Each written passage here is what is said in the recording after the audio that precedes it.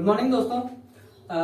Please like करिए, share करिए। मैं बार बार आपसे आग्रह करना चाहता हूँ इस बात में, क्योंकि हमको जितना आप प्रोत्साहन देंगे उतना ही अच्छा होगा।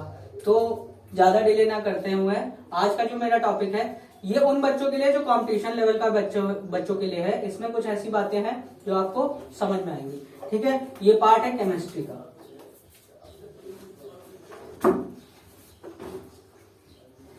ये जो चैप्टर है क्लास 9th और 10th के लिए कंबाइन है, तो उसके बारे में देखते हैं। क्योंकि हमें इससे पहले केमिस्ट्री का नाम तो नहीं पता होता है, हम लोग को केवल साइंस के नाम पे होता है। 9th और 10th में अलग अलग हो जाता है, थोड़ा पता चलने लगता है केमिस्ट्री क्या है। तो ये रिएक्शन के बारे में। ठीक है, तो आज का जो पहला चैप्टर 1 है, मैंने आपको बताया था कि जब भी हम लोग का कोई भी सीरीज आएगा वो चैप्टर वाइज आएगा।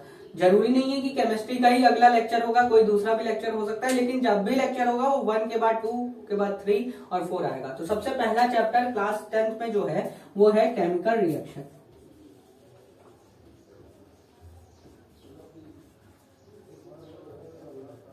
And equation. ठीक है, ये पार्ट 1 वीडियो है, ध्यान से देखिएगा। केमिकल रिएक्शन होता क्या है, केमिकल इक्वेशन क्या होता है। इसमें दो बातें आई हैं, केमिकल रिएक्शन और केमिकल इक्वेशन। तो सबसे पहले आइए चलिए स्टार्ट करते हैं chemical reaction.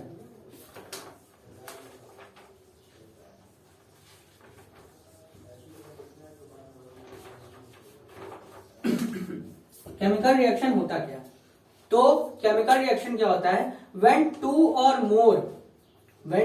or more reactants react with together to form a product is called a chemical reaction। क्या बोल दिया मैंने? 2 or more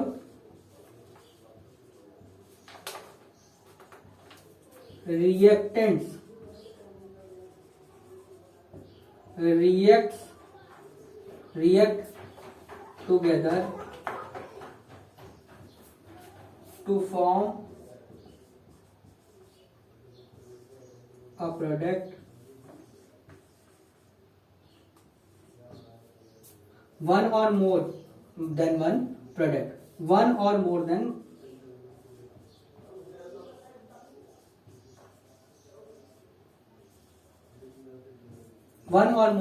product is called a chemical reaction। अब ये है क्या?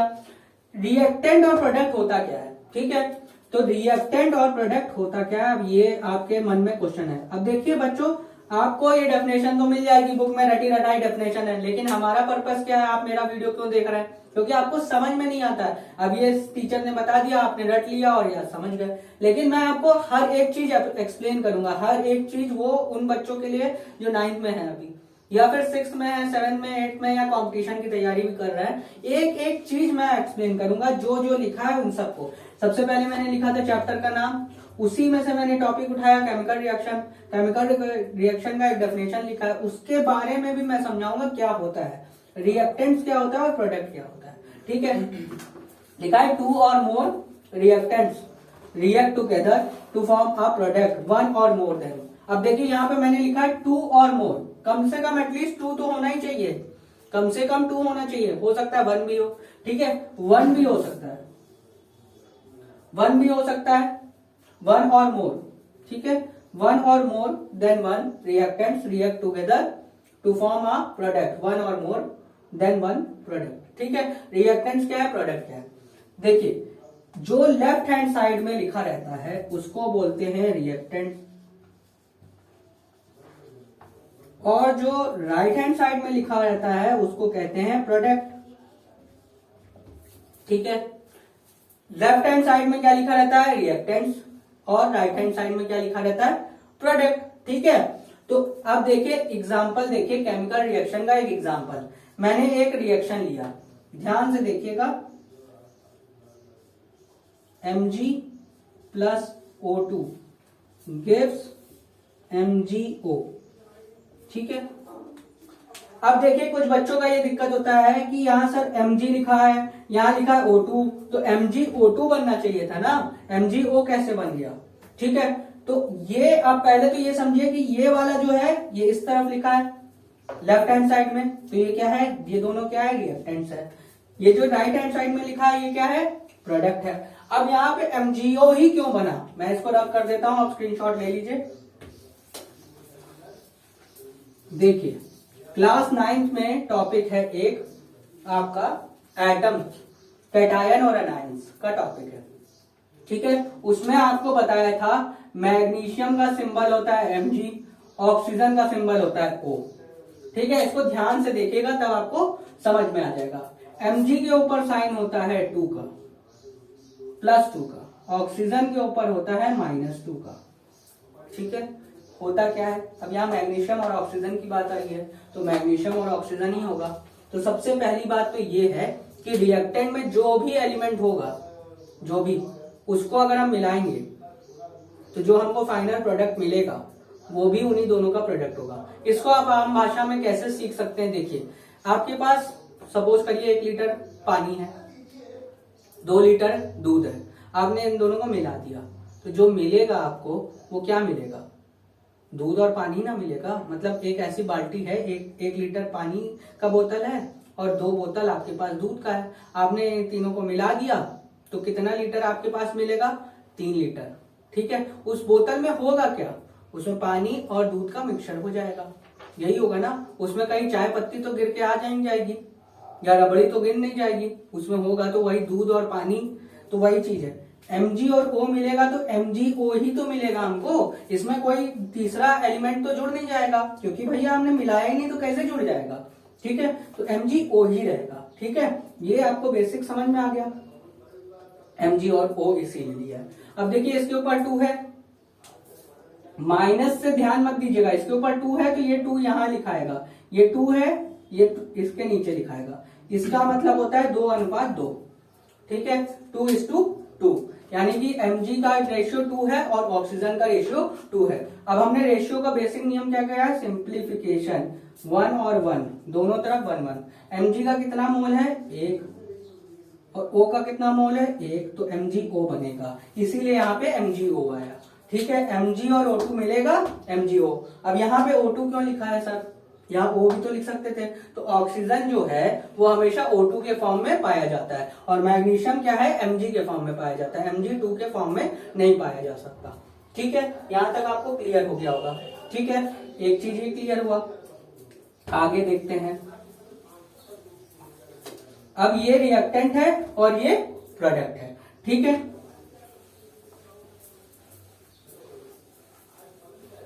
अब देखिए एक चीज और, एक और एग्जांपल ले लेता हूं मैं। Na+Cl2 gives NaCl। ये क्या है, यही नमक है, सोडियम में क्लोरीन मिला दिया तो NaCl बन गया, सॉल्ट बन गया, ठीक है, यानी कि सॉल्ट जो हम खाते हैं वो बन गया, ठीक है। NaCl कैसे बना, Na का चार्ज होता है +1, Cl का चार्ज होता है -1, दोनों का 1 1 मोल है तो NaCl बन गया, ठीक है। यहां तक आपको समझ में आ गया।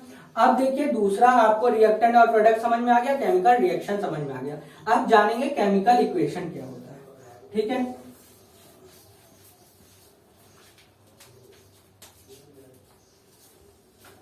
देखिए यहां लिखा है केमिकल रिएक्शन, यहां लिखा है केमिकल इक्वेशन। अब मैंने ऐसे क्यों लिखा, ध्यान से देखिएगा, ठीक है। अब जो मैंने एक एग्जांपल जो आपके सामने लिया है, एक सबसे लोक प्रसिद्ध एग्जांपल है, हाइड्रोजन और ऑक्सीजन को मिलाते हैं तो बनता है वाटर। ये सबको पता है, हाइड्रोजन और ऑक्सीजन से मिलके वाटर बना है, ठीक है। अब ये क्या है, रिएक्टेंट है, ये क्या है, प्रोडक्ट है, सर आपने बताया अभी तो हमको समझ में आ गया, ठीक है। अगर आपको समझ में आ गया तो प्लीज लाइक और शेयर सब्सक्राइब करिए। अब देखिए ये क्या है, हाइड्रोजन है ना, इसको लिखेंगे hydrogen, hydrogen plus oxygen gives water. अब मैंने ये लैंग्वेज फॉर्म में लिखा है तो ये जब तक लैंग्वेज फॉर्म में लिखा रहेगा, ये जब तक लैंग्वेज फॉर्म में लिखा रहेगा यानी कि इंग्लिश अल्फाबेट में लिखा रहेगा, वर्ड्स में लिखा रहेगा, तो उसको क्या बोलेंगे, केमिकल रिएक्शन। ये केमिकल रिएक्शन हो रहा है कि हाइड्रोजन और ऑक्सीजन को मिलाने पे वाटर बन रहा है, ठीक है। अब केमिकल इक्वेशन क्या है, इसी को अगर हम सिंबल के थ्रू रिप्रेजेंट करेंगे, यानी कि हाइड्रोजन का सिंबल होता है H2 plus O2 gives water यानी कि H2O। तो अगर हम ऐसे लिख देंगे तो ये हो जाएगा केमिकल इक्वेशन। ठीक है, अगर हम देखिए सिंपल सा वर्ड के फॉर्मेट में लिखेंगे तो केमिकल रिएक्शन, सिंबल के फॉर्मेट में लिखेंगे, वर्ड को अगर कन्वर्ट करके सिंबल के फॉर्मेट में लिखेंगे तो केमिकल इक्वेशन। क्लियर है यहां तक? चलिए जो अगला टॉपिक पढ़ना है वो पढ़ते हैं। अब आपके पास यही एक एग्जांपल है, बैलेंसिंग। अब जो अगला टॉपिक पढ़ना है वो है बैलेंसिंग। सबसे ज्यादा कंफ्यूज होने वाला यही है। तो ये पार्ट 1 है, हम धीरे धीरे करके बैलेंसिंग सीखेंगे। पहला क्वेश्चन यही है, H2 plus O2 gives H2O। ठीक है, ये क्वेश्चन है, इसको बैलेंस करना है। ठीक है, कैसे करेंगे? सबसे पहले तो आप एक टेबल बनाएंगे, एलिमेंट लिखेंगे, फिर ये लिखेंगे नंबर ऑफ एलिमेंट्स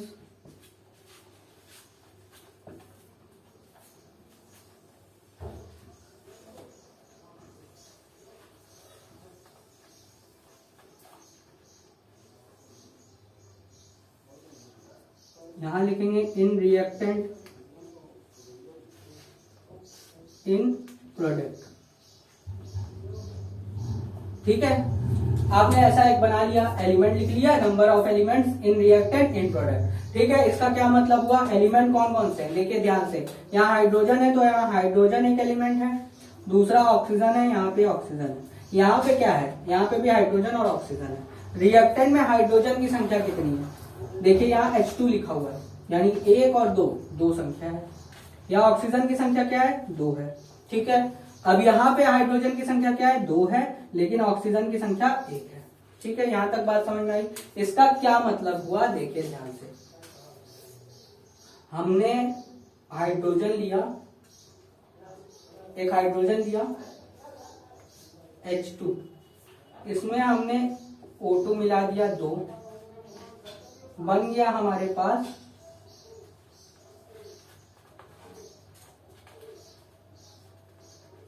H2O। ठीक है, ये मिला दिया, अब बैलेंस करना है। ठीक है, अब बैलेंस देखिए, यहाँ हाइड्रोजन की संख्या क्या है, 2, यहाँ हाइड्रोजन की संख्या क्या है, 2, दोनों तरफ 2 2 है, लेकिन यहाँ पे ऑक्सीजन की संख्या क्या है, 2, यहाँ पे ऑक्सीजन की संख्या क्या है, 1, बराबर नहीं है, यहाँ दोनों जगह 2 2 होना है। लेकिन एक चीज याद रखिएगा बच्चों, यहाँ पे अगर वाटर है, हाइड्रोजन और ऑक्सीजन मिलकर अगर वाटर बन रहा है तो वाटर ही रहेगा, वो उसको चेंज मत कर दीजिएगा। ये H2O है तो ये H2O ही रहेगा, ये H2O ही रहेगा।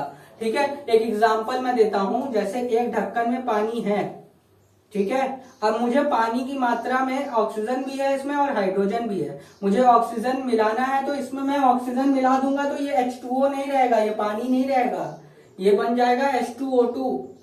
समझ में आया? H2O में मैंने ऑक्सीजन और ऐड कर दिया, H2O2। जो चोट लगती है ना आपको, कंपटीशन की जो तैयारी करना है उनके लिए बता रहा हूँ, जो चोट लगती है ना, उस पर जब सुई लगाते हैं वो, उसके बाद एक लिक्विड डालते हैं, आपको लगड़ने के लिए देते हैं, उसको बोलते हैं स्पिरिट, वही होता है H2O2, हाइड्रोजन पर ऑक्साइड। वो वाटर से अलग होता है, H2O2 उसी का सिंबल है, H2O वाटर का सिंबल है। इसलिए ये गलती मत कर दीजिएगा कि यहाँ पे आपने O2 कर दिया तो ये सही हो गया, यहाँ पे भी H2 है, यहाँ पे भी H2 है, यहाँ O2 है तो यहाँ H2O2 कर दीजिएगा, नहीं, यहाँ वाटर बना है तो वाटर ही रहेगा। अब हमको इसको में ऑक्सीजन एक और मिलाना है तो एक ढक्कन पानी और मिलाना पड़ेगा हमको, जिसमें ऑक्सीजन होगा तो 2 ऑक्सीजन हो जाएगा। समझ में आया आपको ये कॉन्सेप्ट? ठीक है, अब यहाँ पे इसको बराबर करने के लिए हमको 2 मोल ऐड करना पड़ेगा ऑक्सीजन का।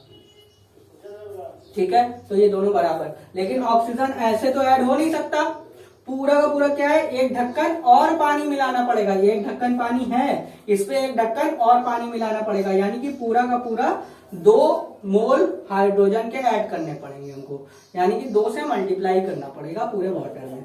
ठीक है, यहां तक समझ में आया? अब इसके बाद क्या होगा, देखिए ध्यान से, यहाँ H2 था, HH प्लस यहाँ पे OO था, गिव्स क्या दिया था, HOH। अब हमको ऑक्सीजन की संख्या डबल करनी है तो हमको इसी में एक और पानी ऐसा ही मिला देना पड़ेगा HOH। अब देखिए ध्यान से, यहाँ O की संख्या कितनी हो गई, 2 हो गई। अब H की भी संख्या बढ़ गई है, इसीलिए यहाँ नया रिएक्शन क्या हो गया, H2 plus O2 gives 2H2O। ठीक है, अब ये समझ में आया, 2H2O हो गया। अब यहाँ पे टेबल फिर से यही बनेगा, स्टेप 2 में फिर से टेबल। अब मेरे पास बोर्ड में जगह कम है, इसीलिए मैं इसी में रब करके मिटा रहा हूँ। इसको आप रब करके दोबारा लिखेंगे, इसको दोबारा बनाएंगे टेबल, फिर से HO लिखेंगे, फिर से नई गिनती करेंगे। अब मैंने यहाँ रिएक्टेंट में कुछ भी नहीं किया है, यहाँ हाइड्रोजन अभी भी 2 है, ऑक्सीजन अभी भी 2 है, लेकिन ये क्या, ऑक्सीजन अब यहाँ हाइड्रोजन की संख्या चेंज हो गई, 2 2 जा 4, 2 2 जा 4। अब चेंज क्या हो गया, 4 हाइड्रोजन हो गया। गिनिए, 1 2 3 4, दो ढक्कन पानी अगर मिला देंगे तो उसमें हाइड्रोजन की संख्या कितनी हो जाएंगी, 4 हो जाएगी। पहले में 2 थी, 2 और हो गई 4, ऑक्सीजन की संख्या 2 हो गई। अब ऑक्सीजन बराबर, लेकिन हाइड्रोजन बराबर नहीं है, यहाँ 4 है यहाँ 2 है। अब क्या करना होगा, 2 से मल्टीप्लाई करना होगा, किससे, 2 से। अब क्या यहाँ डायरेक्ट हो सकता है, हाँ हो सकता है, क्योंकि यहाँ H2 जो है वो खाली है। ठीक है, H2 जो है वो खाली है, यानी कि हम H2 को, ये HH है जो, इसमें एक और ढक्कन HH मिला देंगे, मतलब H2 का एक और ढक्कन मिला देंगे और उसको ऑक्सीजन से रिएक्ट करवा देंगे, तो हमको कितना मिलेगा, 2 ढक्कन पानी का मिल जाएगा।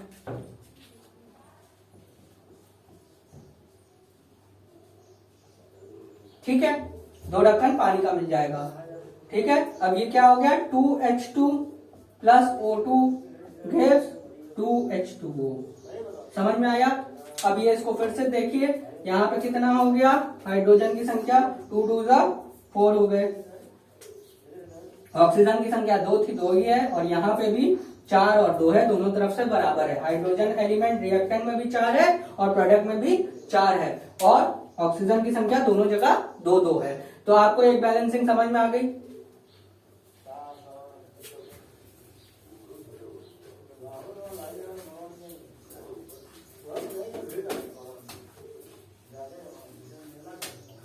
एक और एग्जांपल,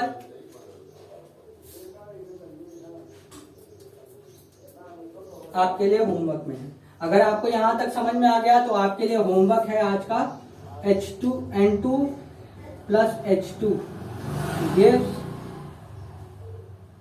NH3। ठीक है, अब जो कंपटीशन की तैयारी कर रहे हैं उनके लिए क्या क्वेश्चन आएगा, N2 और H2 जब मिलते हैं तो अमोनिया बनाते हैं, इसको कहते हैं अमोनिया, इसको अमोनिया कहते हैं। केमिकल रिएक्शन लिखना है तो ये क्या है, अमोनिया। अमोनिया का सिंबल क्या होता है, NH3। नाइट्रोजन का सिंबल क्या होता है, N2। Nitrogen plus hydrogen reversible reaction है, अमोनिया। ठीक है, ये अमोनिया बनाते हैं और ये बार बार साइकिल में होती रहती है। पहले अमोनिया बनता है, फिर नाइट्रोजन और हाइड्रोजन में टूट जाता है, फिर नाइट्रोजन हाइड्रोजन मिलते हैं एटमॉस्फेयर से, फिर अमोनिया का निर्माण करते हैं। ठीक है, ये बार बार होता रहता है।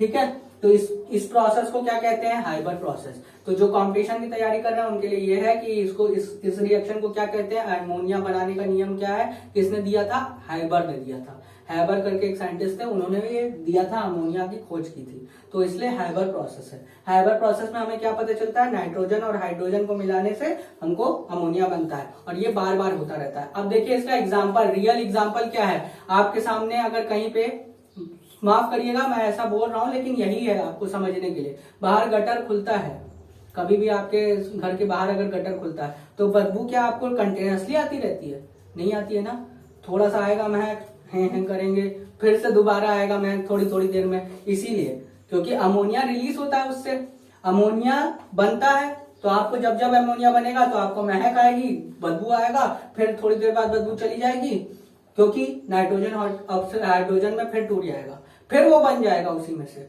फिर आपको बदबू आएगी, फिर ऐसा ही होता रहेगा, रिवर्सिबल रिएक्शन होगा, कंटिन्यूअसली नहीं आएगी। लेकिन महक क्या है, कंटिन्यूअसली आती है। सुगंध जिसको कहते हैं वो कंटिन्यूअसली आती है, लेकिन बदबू जो है वो कंटिन्यूअसली नहीं आती है, वो बीच बीच में आती रहती है। ठीक है, आप एकदम कूड़े के सामने खड़े हो जाएंगे तब तो आती रहेगी, क्योंकि आपको आपके महक वो स्टोर हो जाती है आपके अंदर, इसलिए वो आती है। ऐसा होता नहीं है एक्चुअली, आप दूर अगर रहेंगे तो आपको थोड़ी थोड़ी देर में बदबू आएगी, इसीलिए अमोनिया की वजह से, क्योंकि वो रिवर्सिबल रिएक्शन है। ठीक है, आपको ये समझ में आ गया, ये होमवर्क है आपके लिए, आप इसका करिएगा यहाँ से N2 और H2। चलिए एक और कोई एग्जांपल देता हूं मैं बड़ा सा, ठीक है। NH यहाँ लिख के आप एक क्वेश्चन करिएगा। आगे एक एग्जांपल मैं आपको समझाता हूं, ध्यान से ये देखिएगा। Fe plus O2 gives Fe3O4। ये वाला क्वेश्चन मैं ले लेता हूं, अभी करके दिखाता हूं एक क्वेश्चन आपको, फिर आपको एक एग्जांपल 2-3 क्वेश्चन दूंगा। Fe O लिख लिया, Fe की संख्या 1, O की संख्या 2 या 3 या O की संख्या 4, ठीक है। Fe की संख्या 3 या O की संख्या 4, तो यहाँ 4 है, तो इन दोनों को बराबर करने के लिए 2 का मल्टीप्लाई यहाँ पे करना होगा, यहाँ पे बराबर करने के लिए 3 का मल्टीप्लाई करना होगा। बात समझ में आई? यहाँ पे 3 है, 3 का यहाँ पे, 2 का यहाँ पे, ठीक है। हमको 3 मोल, क्या यहाँ Fe अकेला है? हाँ अकेला है, तो यहाँ पे 3 का मल्टीप्लाई करेंगे तो ये हो जाएगा 3Fe plus 2O2 gives Fe3O4। अब देखिए बैलेंस है क्या? Fe की क्वांटिटी कितनी है? 3 है। O की क्वांटिटी क्या है? 4 है। यहाँ पे भी 3 और 4 है, तो ये बैलेंस हो गया। ऐसे आप एक स्टेप में भी दोनों कर सकते हैं। एक ये मैंने क्वेश्चन इसलिए लिया क्योंकि आप एक स्टेप में भी कर सकते हैं, आप दोनों को एक साथ सॉल्व कर सकते हैं, ठीक है। इसीलिए मैंने ये एग्जांपल लिया, ठीक है। अब मैं आपको होमवर्क देता हूं इस पे बेस्ड।